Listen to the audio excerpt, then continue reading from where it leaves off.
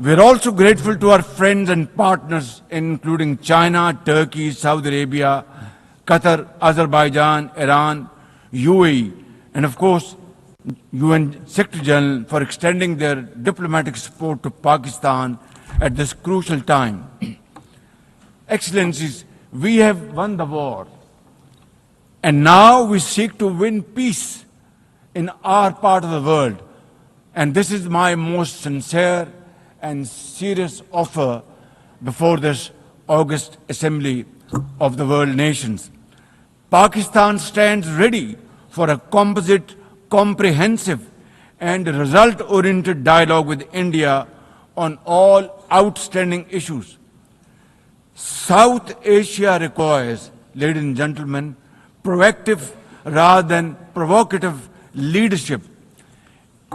India's unilateral and illegal attempt to hold the Indus Water Treaty in abeyance defies the provisions of the treaty itself as well as the norms of international law. Pakistan has made it abundantly clear, and let there be no doubt once again in anybody's mind, as I said last year in this hall, from this podium, we will definitely and ardently defend, inshallah, the inseparable right of our 240 million people on these waters.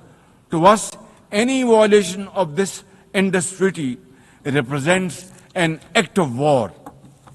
Ladies and gentlemen, through this august House, I wish to assure the Kashmiri people that I stand with them. The people of Pakistan stand with them. And one day soon, inshallah, India's tyranny in Kashmir will come to a grinding halt. Kashmir will gain its fundamental right to self-determination through an impartial plebiscite under the auspices of this very organization, United Nations. Excellencies, the plight of the Palestinian people is one of the most heart-wrenching tragedies of our times. This prolonged injustice is a stain on the global conscience and our collective moral failure. For nearly 80 years, the Palestinians have courageously endured Israel's brutal occupation of their homeland in the West Bank.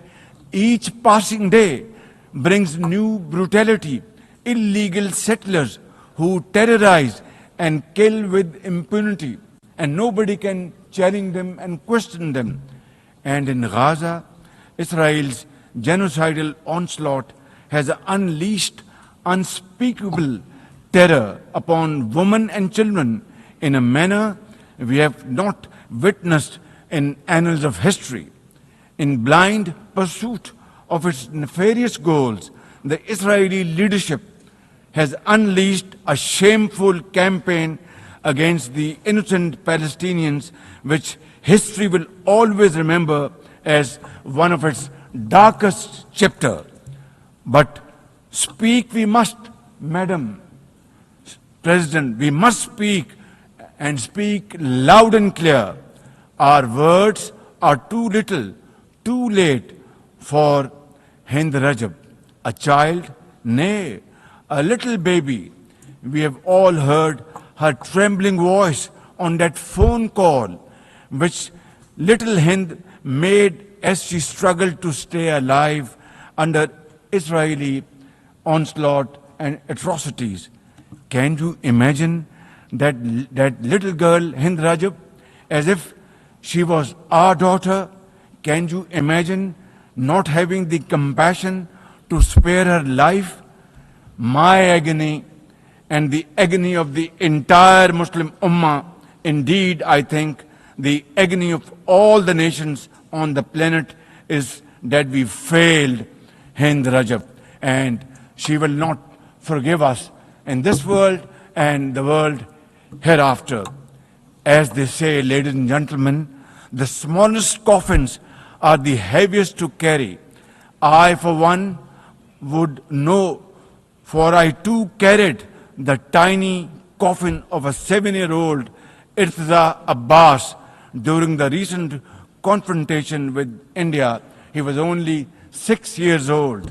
Therefore, we cannot and we must not fail these children of Gaza or any child anywhere in the world. We must find a path to a ceasefire now and just now. Pakistan firmly supports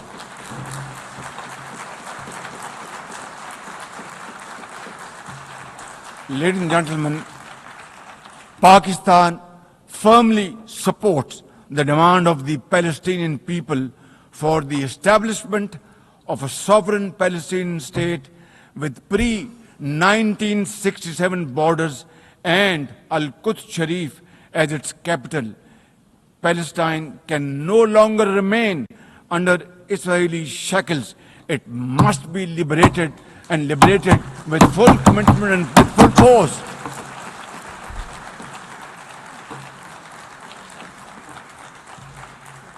Excellencies, as far as Pakistan is concerned, we were among the first to recognize Palestinian statehood in 1988.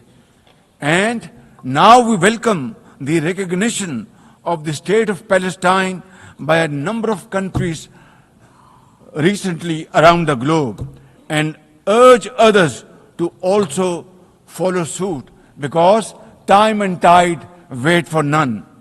We are further grateful for President Trump's timely initiative to invite Arab Islamic states 3 days ago here in this building for a consultative session at the United Nations.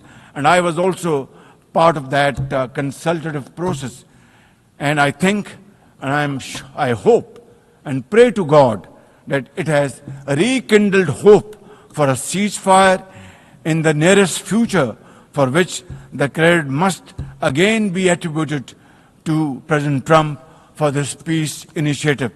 Excellencies, Israel's recent attack on Doha and its continued violations of the sovereignty and territorial integrity of numerous countries is reflective of its rogue behavior. Pakistan stands unwaveringly with our brothers and sisters in Qatar. We also support all efforts for a peaceful resolution of the